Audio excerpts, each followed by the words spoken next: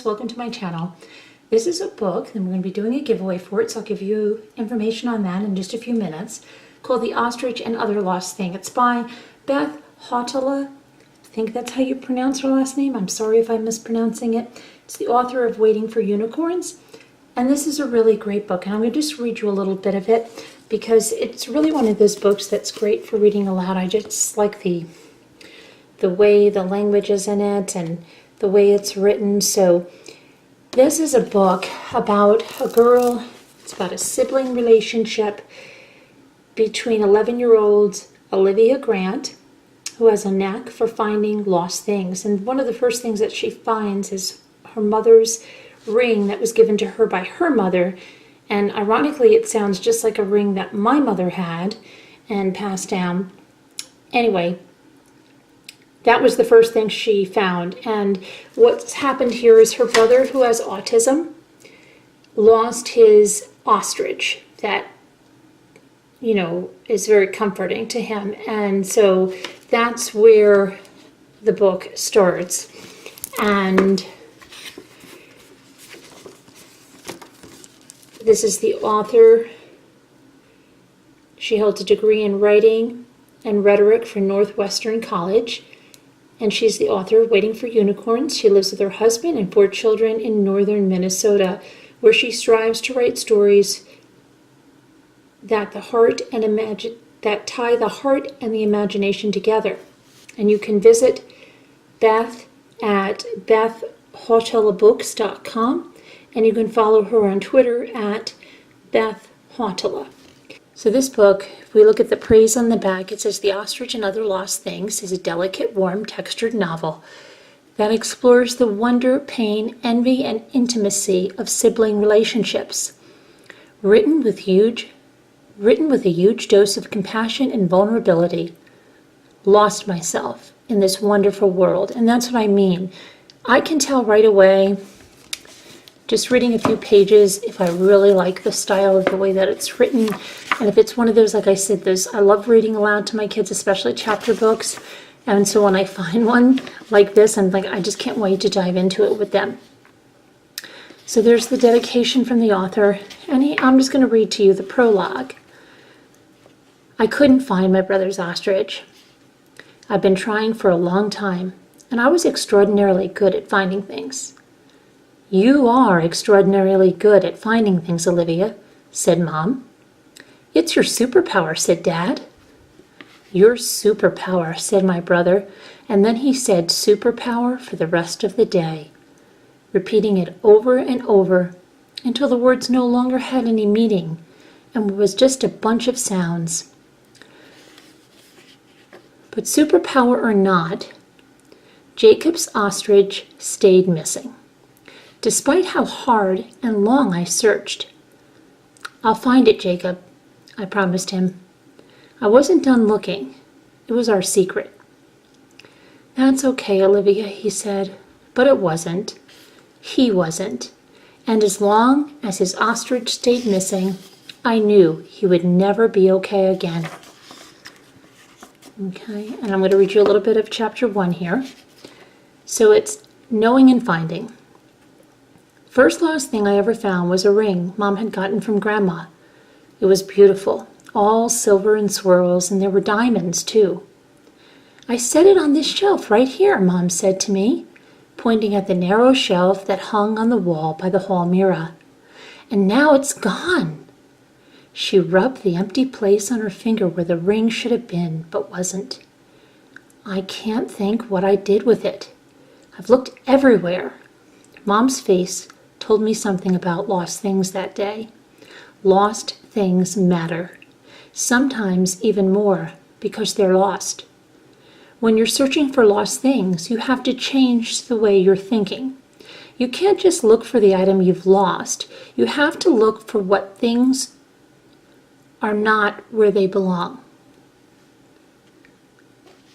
Mom's ring had fallen off the shelf and rolled before coming to a stop just out of sight under the hall closet door. I found it down on my hands and knees with my cheek pressed to the floor, scanning for anything that might be out of place. So many things go missing, and I've always been good at finding them. I guess it's because I'm pretty observant. Sometimes I even find things before their owners realize they're missing, especially things in weird places like car keys in the fruit bowl on the kitchen counter instead of in their usual spot in the bowl by the table. Dad's wallet on the bookshelf in the hall instead of on his nightstand. Mom's purse hanging on the back of the kitchen chair instead of on the hook by the door. Library books in the bathroom. Earrings in the junk drawer. Jacob's favorite pencil mixed in with the silverware. But whatever the item, it's much easier for a thing to get lost than it is to be found. That's why finding things feels so good. I saw the piece of paper in the window before I even looked at the clock. I'm going across the street. I called down the hall and went in search of my shoes. Good morning to you too, Mom laughed. You want toast or cereal for breakfast? Toast, I said. I'll be back in a minute. I closed the front door behind me and then opened it again and poked my head back inside. And good morning. Mom shook her head and waved me off. I glanced up at Mrs. McAnally's front window. As I skipped up her steps, the paper was my signal. She lost her glasses again. It happened so often, we decided a signal would be a good idea so she didn't have to call every time she needed me. If the paper was in the window, I'd pull on my shoes and head across the street, sometimes even before I changed out of my pajamas or eaten breakfast. Hello, dear. Mrs. McAnally usually called me dear, or Olivia dear. She closed the door behind me. Orion was purring in his green wing-backed chair on the other side of the living room. Thank you for coming. Sure, I smiled and looked around the room, searching for clues. Have you had breakfast? I shook my head. I'll eat when I get home. Coffee then? I grinned. I'll go put the pot on, and she winked. Mrs. McAnally let me drink coffee whenever I came over to help her find her glasses. I don't think Mom knew. She probably would have said I shouldn't because 11 isn't old enough, but Mrs. McAnally didn't seem to think that mattered, so we both drank coffee whenever I came over. Okay, so what were you doing last night? I asked. I had a couple of guesses. TV for one. There was a pillow standing up right against the couch cushion where I'd been sitting. But even though I was good at collecting clues, it couldn't hurt to ask if there was anything else I should know. Well, Orion and I watched the 9 o'clock news together as we usually do, but the weather report bothered him, so I turned it off early. I still had my glasses then. I nodded. After that, we went to the kitchen for our nightcap. Mrs. McAnally called milk her nightcap, I think because it helped her fall asleep. There were 2 drinking glasses in the sink, one for Mrs. McAnally and one for Orion. I looked around the kitchen, but there was no sign of the missing glasses. Then what did you do? I washed my face and went to bed, she said. I was going to read for a little while first, but I couldn't find my glasses. So somewhere between your nightcap and washing your face, your glasses disappeared. Mrs. McAnally nodded, and I closed my eyes, gathering all the clues in my mind. Where would I have taken off my glasses if I were her? I backtracked through the kitchen and stared at the empty cups in the sink. Then over to the living room where the couch and TV sat. And then just like that, I knew where they were. The glasses were pulling at me like an itch on the inside of my brain.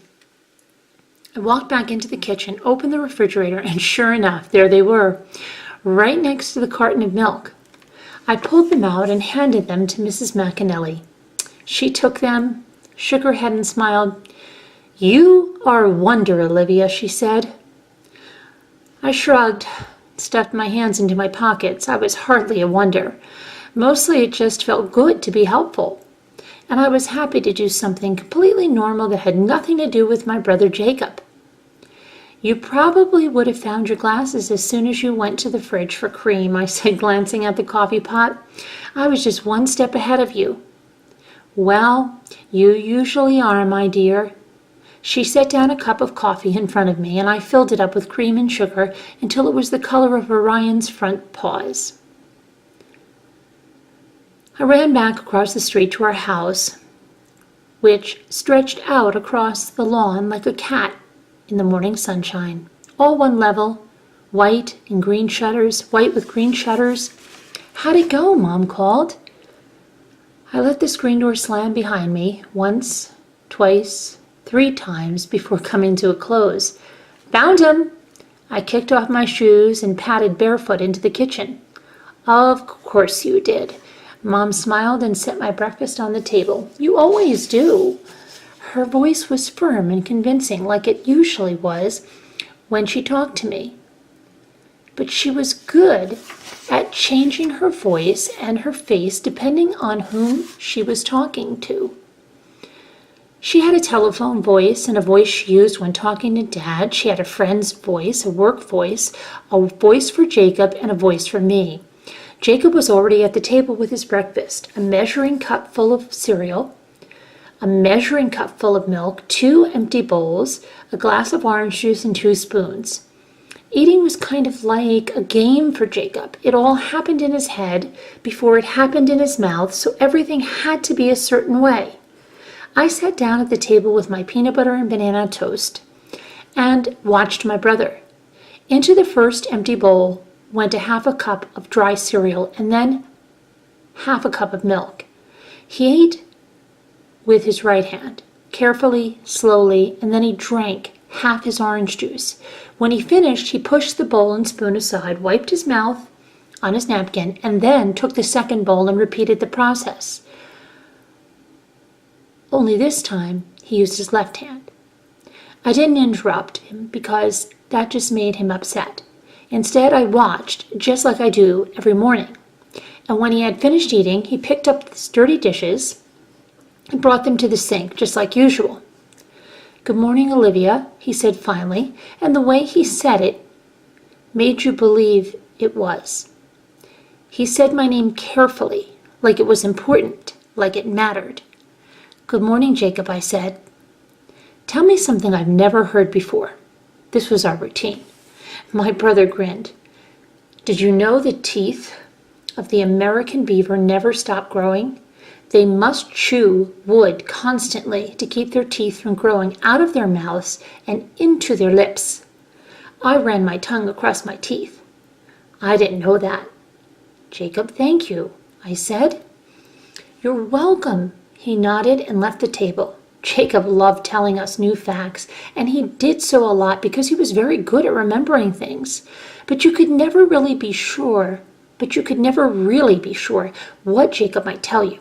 Sometimes it was a pretty normal fact about the weather, like that it rained 37 inches in Peru last year. Other times he'd say something like, did you know elephants poop about 300 pounds every day? Or did you know that if the earth suddenly stopped spinning, everything on the surface of the earth would suddenly be moving at 1,600 kilometers per hour? Even the oceans would slosh sideways that fast. Jacob knew a lot of things, and I liked learning from him. If I ever needed to know some random fact or bit of interesting information, I could count on Jacob. He was especially good at science. And he even used to help me with my homework sometimes. But you never knew what he'd share with people, which is why we played this game at breakfast and not at dinner. Sometimes we had people over for dinner, and it was hard for some people to appreciate random facts, like the growth rate of beaver teeth, or the daily weight of elephant poop, or the speed of sideways sloshing oceans. If they weren't used to hearing about these kind of things, but we were used to it. We were used to Jacob. We had to be. Remembering random facts was Jacob's superpower. He had been knowing things for as long as I had been finding lost objects. And most of the time, we made a pretty good team. Most of the time. Okay, that's the first chapter. So if this book sounds like something that your kids would like, or you'd like to read aloud to them, or you'd like to read yourself, please check out our blog post. The link will be in the video description. Enter the giveaway, but remember that some of the entries that you're going to take are going to be for liking this video, sharing this video, commenting on this video, watching this video completely. So get that done, and then just go on over to the blog post and start taking those entries. Good luck, and thank you so much for watching. Have a great one, everyone. Bye-bye.